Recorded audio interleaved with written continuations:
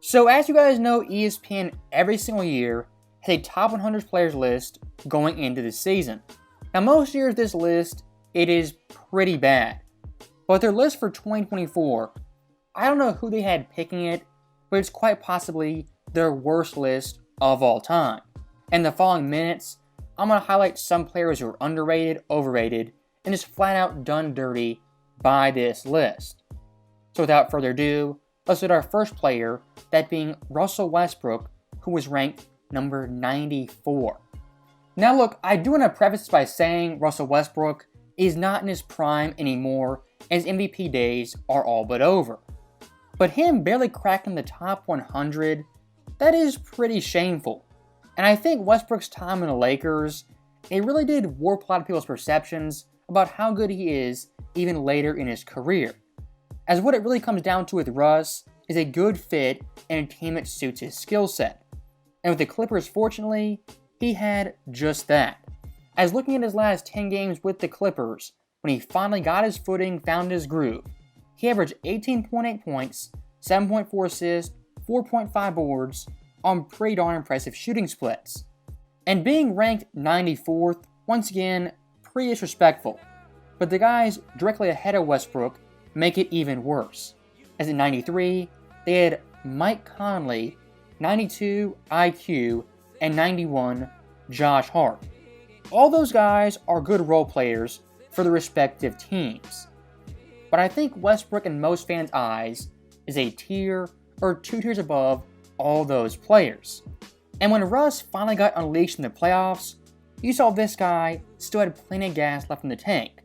And comparing his playoff play versus Conley and Quickly is a pretty noticeable gap, as Russ averaged 24, 8, and 7 on 41% shooting, Conley only averaged 12 points per game, and IQ 9 points on sub 40 shooting.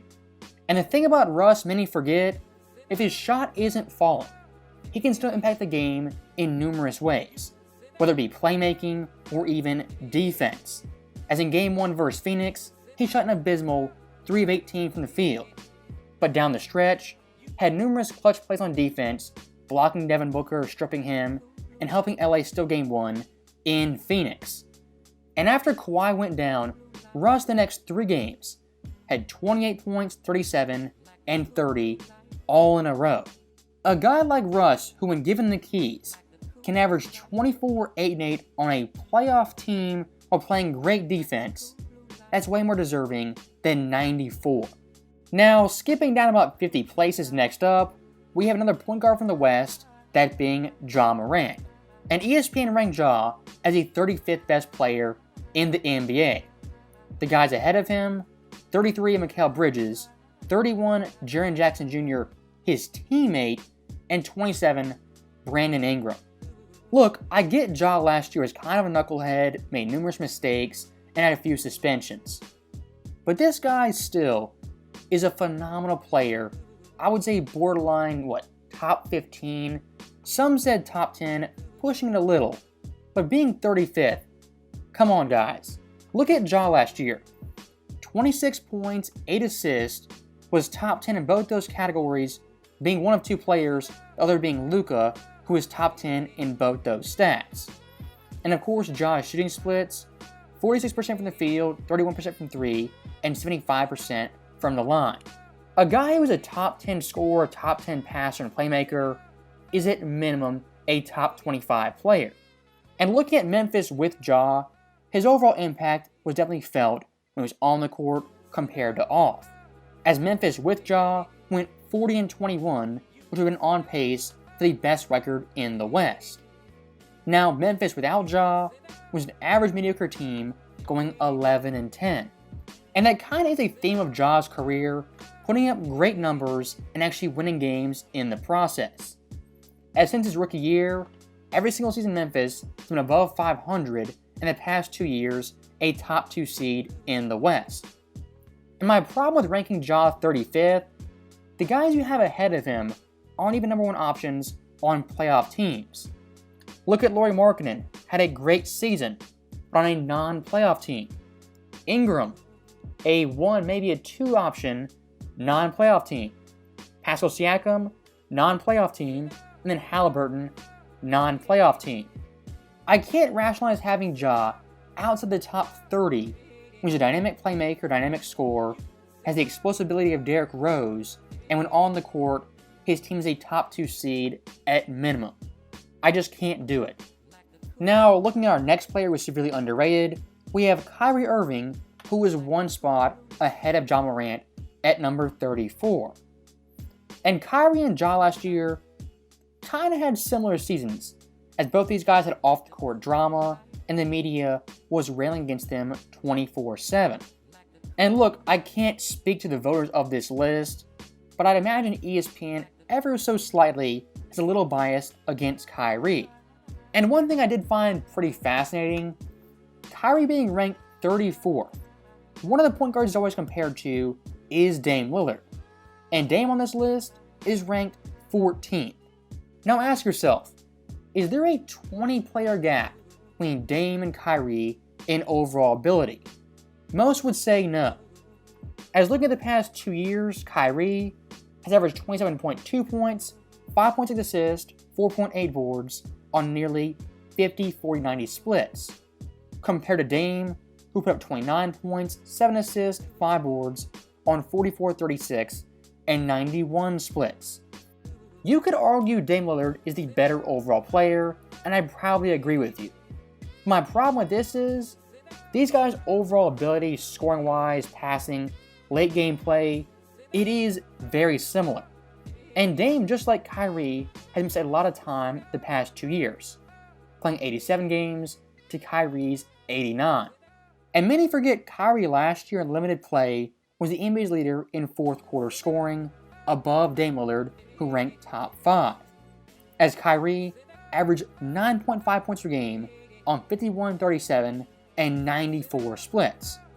No other player in the NBA cracked 9 points per game in the fourth quarter. Again, I'd say Dame is better than Kyrie, but it's not miles apart like this list suggests.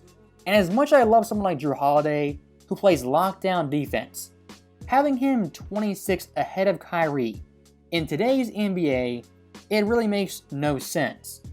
And the one thing for Kyrie in Cleveland, Boston, Brooklyn, and now Dallas that really makes him a special player is his ISO play. As last year on ISOs, he averaged 6.2 points a game, that was 5th in the NBA on 61.8 effective field goal percentage. That percentage ranked first overall at the top 15 ISO scorers, and among those players was in the top 4% of overall ISO players. Having someone like Kyrie Irving, who's that dynamic of a scorer, ISO player, and fourth quarter killer, being ranked 34th is a little harsh. Now, getting down to the top 15, at number 12 this list had Jimmy Buckets. 10, they had Anthony Davis, and number 8, SGA. When you have someone like Jimmy Butler, a guy who's consistently great in the playoffs, been to 2 finals in 4 years, having him behind those guys, I have a hard time buying that. And as much as I love SGA, crowning him a top 8 player when he hasn't won a playoff game in 3 years, I do have a problem with that. As for most NBA fans, what we value is playoff play. And Jimmy last year, in the first round alone, had more of a playoff impact than SGA has ever had. As versus the Bucks, Jimmy averaged nearly 38 points per game, 6 boards, 4.8 assists on 60, 44, and 71 splits. And if you guys forgot, the last 3 games of that series, Jimmy had 30 points, 56, and then 42 in Milwaukee to close them out. Collectively in those 3 games, Jimmy averaged 42.7 points on 60% shooting while being guarded by Jrue Holiday and Chris Middleton. I'm not saying Jimmy is a top 8 player or top 10. All I'm saying is being behind SGA has kind of a hard thing to fathom when looking at this list. And if you view the entire top 10 player rankings, there's a lot of things I really push back on. The biggest thing I noticed being wrong is having Joel Embiid at number 3. And what it really comes down to is what you value more, the regular season or the actual NBA playoffs. As looking at Embiid in the playoffs, his drop-off was simply historic. And having him ahead of Jason Tatum, who's been in numerous Eastern Conference Finals, even the NBA Finals, I think it's a pretty questionable pick. And if you look at Tatum versus Embiid head-to-head, Tatum in the series averaged 29, 11, and 5 on superior shooting splits, compared to Embiid, who trailed Tatum in every single category. And when it came to Game 7 in Boston, Philly was already up 3-2, lost Game 6. But in Game 7, Joel had 15 points on 5 of 18 shooting. That was the MVP. Now Jason Tatum had 51 points, the most ever in a Game 7, on 61% shooting. How you have Embiid as the third best player in the NBA, given his playoff flameouts awful Game 7, I really don't see the logic. And looking at Steph Curry being ranked 5th, behind Joel and Luka, I can't get behind that either. As comparing Steph in the playoffs versus Joel Embiid, Steph's overall level of play and consistency was much, much higher. As compared to last year when he won the championship, his playoff play this year was actually better, averaging 30.5 points, 6.1 assists, 5.2 boards on 47-36 and 85 splits. And of course in Game 7 versus Sacramento, dropped 50 points. Based off that alone, I would think Steph Curry is at least ahead of Joel Embiid.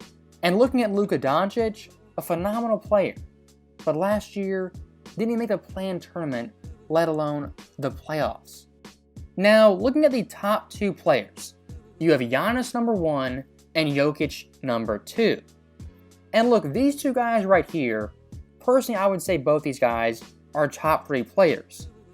But what Jokic did last year in the playoffs, him not being number 1, that might be the worst choice on this list because it's so obvious this guy is the best player in the world. As the entire postseason, he averaged 30 points per game, 13.5 boards, 9.5 assists on 55, 46, and 80 splits. And like you guys know, won the entire championship, leading the playoffs in points, rebounds, and assists, the first player ever to do so in a postseason run. My overall problem with this list isn't really the placement of the players, it's more so the value of things like playoff play versus regular season play. Because of course Giannis at the worst is a top 3 player, but when you compare him to Jokic, what Jokic did last in the playoffs, it really isn't comparable. One guy won the championship, and the other guy lost to an 8th seed, underperforming. So that right there is the end of the video. As always, thank you guys for watching, hope you enjoyed it. I'll see you next time.